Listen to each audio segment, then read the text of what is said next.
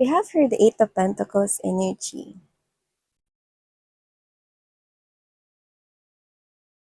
This is the type of energy here that is wanting to put some kind of effort, a lot of effort, okay, in this type of situation.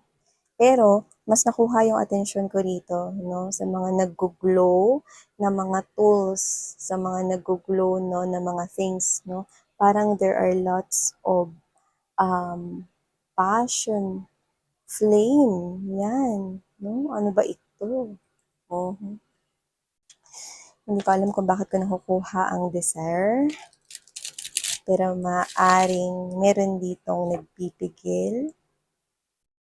Pero ang hirap naman i-resist nito. Hmm. At hindi ko alam kung ba't ako nakakita ng mga imahe na hindi dapat banggitin. Pero maaaring meron ditong nag-iisip, no? Or nakakaisip, no, ng fantasies, okay, which is related to passion. And I think it has something to do with a lot of desire for that situation. Yan. Ano ba yan?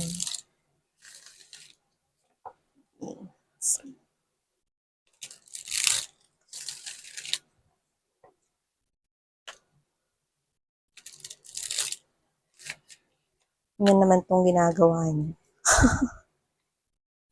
Pati yung mga cards, hindi mapakali. Hmm.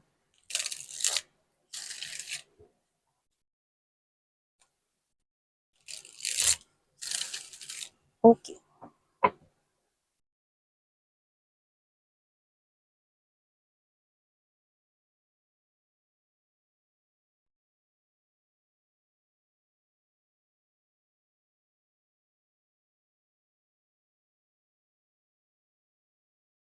Oh.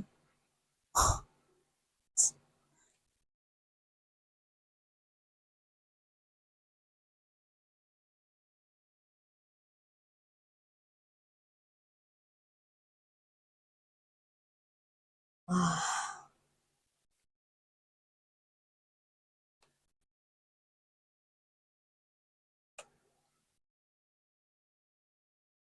Yeah. Di nga.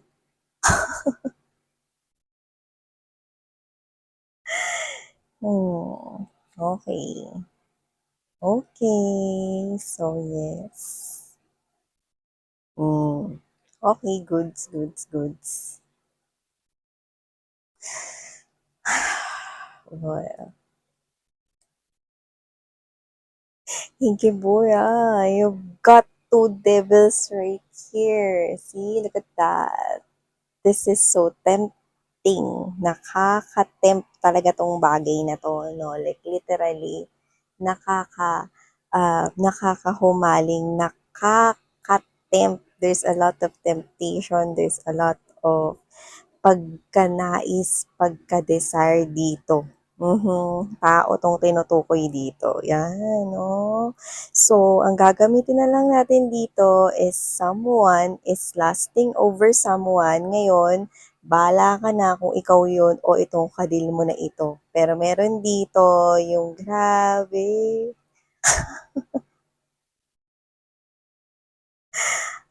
Okay, so bago natin simulan ang reading na to for you guys. Hi and hello everyone. By the way, my name is Yan. Welcome, welcome new subscribers at sa mga returning subscribers. Thank you so much na nandito na naman kayo. Ayan ha. Binalik ko na ulit yung DP ko tsaka yung profile picture ko ha. Kasi meron akong mga nabasang. Actually, last year meron din. Pero ngayon, nakakita ko ulit, no? So, may mga nalilito, no? May nagko-comment kasi. Nakalagay sa comment parang, ay, akala ko kasi ano, beauty vlog daw to. Ay, hindi po. Hindi po ako nagre-reviews ng mga sabon dito. Yan, no? So, sabi ng friend ko, kasi akala na iba, beauty vlog itong channel na ito. Yan, sabi, palitan ko raw yung profile picture. Alam mo yun? Yan mga babes 'no, anyways, ayan binalik ko na 'no, yung may hawak na ulit ng rosas na para kunwari 'no, punong-puno ng misteryo. Yan, so baka may maligaw pa 'no, na nagtatanong rito na akala nila nagre-review ng mga glutathione, mga ganyan, akala nila nagre-reviews ng mga sabon, makeup 'no, yan. Ay hindi po ito yung channel na yun. So yun nga mga babes 'no, kakatuwa naman yun. So yun nga 'no, eto, okey, uulitin ko lang, okey, hindi naman sa seryoso 'tong reading na ito 'no, pero nakakatuwa yung reading na ito 'no, kasi nakikita ko rito 'no, either ikaw 'to o meron ka ritong ka-deal 'no, na ganito siya sa'yo. Kaya ang gagamitin ko na lang is someone na salita. So, ayan, no? So, pwedeng ikaw yun or siya, just take how this resonates.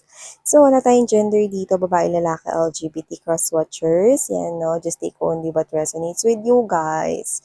Pero, someone is finding someone as the Queen of Wands energy. Actually, nakakatuwa kasi nakakita ako rito, no, na parang um, sobrang attracted itong someone na ito sa isang someone. Yan, no? Kaya ganyan ginagamit din. Baka malito kayo, ah. Someone ginagamit ko kasi mga babes, no? Hindi ako sure kung ikaw yun or siya yun. Kaya you can flip roles right here. Pero kung sino man tong someone, etong someone na ito, nakikita niya itong someone here, no? Either ikaw yun as the Queen of Wands. Nakita ko rito na halos i-describe niya itong someone na 'to as a perfect, okay, as a perfect woman or as a perfect man right here. So, paano ko nasabi yun? There are lots of fantasies going on into this someone's mind. Okay? This someone is obsessively thinking about that someone. Okay? To the point na kada pipikit siya, okay, naaalala niya, no? Actually, I'm seeing the parts of the face. So whatever the case may be, it's hiwalay-hiwalay. I'm seeing that eyes. This person describes the eyes as very tantalizing, nakakahumaling, nakakaakit. Yan, no? At higit sa lahat, sexy. Yan. Ang sexy ng tingin mga babes, no, nito sa mga mata nitong someone na ito. So see, 'di ba? May mali siya na agad. So kung sino man 'tong someone na ito 'no, na nakikita itong someone na 'to 'no, this person describes everything like perfect. Okay, this person is nakikita niya 'no, yung nose is perfect into this person's face. Doesn't have to be na matangos pero with those body parts, no, actually I'm also seeing that kind of proportion, okay, of that body, which only means that this person finds someone really, really attractive, really, really sexy, at halos i, anto, ihalin tulad niya ito, no, sa isang god or goddesses. Yan, no. So, kung sino man to, no, pinipigilan niya. Pinipigilan niya yung sarili niya rito with the Four of Coins energy. But with this Seven of Coins energy, nadi-distract pa rin siya.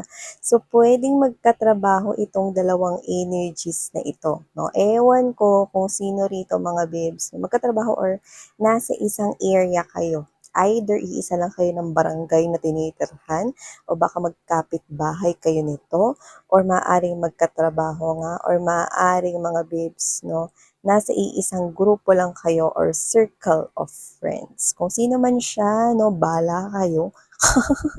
Pero, nakakita ako rito na pinipigilan niya pero hindi niya talaga kaya. Yung lips, nakaka-tempting na, yeah, hey. Kung i-rate ko to, papupunta talaga tayo sa 18 plus na age. Pero yun nga, no, this person finds this other person. Could be you, yan, no? Or maaring ikaw to. No? Pero, kung sino man ito, nakikita ko, no, na sobrang attracted siya, okay, doon sa physical na nakikita niya. Pero meron kayong ikakagulat, no? Yan, sabihin ninyo, ay miss yan, physical lang ba yan? Ganyan, no? Alam mo, mga babes, no? Ito yung literal na maganda sa panlabas or gwapo sa panlabas, no? Pero, yun nga yun, no? Napaka ganda rin pala ng kanya ritong personalidad, no? At pagkatao. Okay? Kung sino siya, no, pinapakita sa akin dito, no, na siya ay what? Hindi lang kaakit-akit sa panlabas na anyo, kundi sa kanya ring panloob. So, ibig sabihin, I'm seeing that this person here with this Four of Wands energy, Queen of Cups, and there's the Six of Pentacles energy. This is the type of individual, oh, na hindi mo, alam mo yung this person appears mysterious with you, with the High Priestess here. You know, this person is viewing this other person as someone na nasa highest pedestal. Someone na may pagka-mysterious. Okay? Other people is judging this person here as someone na, ay, maganda lang naman yan. Ay, gwapo lang naman yan sa panlabas eh. But they do not know truly who this person is. With this cortina, no, which is the veil na nasa likuran niyan, no, this person is actually hiding ang nakakaakit rin niya talagang ugali rito. Nakakita ako na isa siyang mapagmahal na anak, isa rito no na approachable na kaibigan, no, at isa siya no na napakagaling na advisor with this Queen of Wands energy. Magaling siyang mag-advise, no? Hindi lang sa kanyang mga friends at hindi lang sa mga may pinagdadaanan na problema ng mga kakilala or katrabaho or mga kaibigan niya, no? Kundi pati sa mga work-related, magaling siyang mag-share ng advice, no? Very informative tong person na to, no? At lahat ng sinasabi niya, no, ewan ko, pero nakakatulong daw sa iba as per this reading. So, this person is not just all about the looks, okay? Hindi lang siya all about na, hindi ko sinasabi ng mga babes, no, na itong person na to is na-attract dito sa person na to just only because, no, matangos yung ilong. Hindi, alisin natin yun, no? Kasi dito nakikita ko, no, that this person finds this person here really, really pretty, really, really handsome here, okay? Kasi hindi naman palaging matangos ang ilong, no, is yun yung maganda, okay? Syempre depende yun, no? So kung ano yung structure, 'di ba, ng face, no? Sometimes other people, no, cute sila, okay, kahit na hindi gano'n katangos yung nose nila, no? So binabagay 'yon, no, sa physical na appearance. But this person finds this other person really, really beautiful. Yan, no? Tapos hindi niya alam na kaya pala siya super attracted do'n, hindi lang pala 'yun sa panlabas na kaanyuan, 'no? Ito talaga yung tipong lilingunin, Kasi yung aura niya is kakaiba. This person has the power to heal, the Queen of Cups energy. I'm seeing a young vibe energy coming from this person here. Yeah, this person is actually giving out this very calming na nakakadala, no, na na na energy, no, and this person is a very loving person, okay? Wala siyang sinisino-sino rito, okay? Kung sino yung gusto niya ritong tulungan, no, tutulungan niya. Kung sino yung nangangailangan ng tulong, tutulungan niya with the Six of Pentacles energy. Napaka-generous niya, yung nakikita ko rito, no? Alam mo kung ano pinaka nagsa-stand out dito? Lumalabas siya bilang perfect husband or wife material. Yeah, see? At nakita ko ritong tinamaan na nga talaga 'tong someone na ito dito sa someone na ito because with the Eight of Wands energy, Eight of, yan 'no, kita niyo naman 'no, could be seeing a lot of eights or this person could be whoever this person is 'no, hindi na talaga niya matatakasan 'to kasi talagang tinamaan na talaga siya ng sobra-sobra dito 'no, with the Eight of Wands energy, nakakulong na siya sa ganitong klase ng obsession. This person is really lasting and so attracted to you. Yan, no? To you or you're so attracted to him or her. Yeah, you've got two devils right here in this reading, so it only means there is also some kind of obsession and possession strongly. Okay, pero don't worry kasi this is not that type of energy na nakaka-harm or makakasakit, okay? Physically or whatever, okay? Sa both parties. This is this type of energy na pinipigilan pa nga niya pero hindi niya na talaga mapipigilan ito sapagkat ayaw niya na lang 'no, na nakakasama niya itong person na 'to sa kanyang fantasies. Alam mo yung 'pag magkasama sila sa iisang place, this person has this tendency na tumingin 'no, dun sa tao na ito at hindi niya mapigilan yung sarili niya, lumingon, ayan 'no, or sumulyap sa tao na 'to. And this person, ayaw niya nang manatili sa ganong klase ng energy na hanggang tingin lang siya, na hanggang sulyap lang siya, no? This person wants something to happen here. This person finds this someone sobrang nakaka-tempt, no? Higit pa sa isang chocolate. So whatever the case may be, this person finds this someone here, okay, his or her sweet escape. So whatever it is, I'm picking up that this person here, parang, alam mo yung pagoda siya. Ano yung pagoda? Pagod siya, no? All throughout the day, no? Or problemado siya all throughout the day. Pero every time na makikita niyo tong person na ito, nakikita ko rito na parang yun yung pansamantala niyang kanlungan. Like literally, okay, just by looking at this person, parang nakalimutan niya na yung problema niya. Okay? Parang sumasaya siya. Yan. Okay?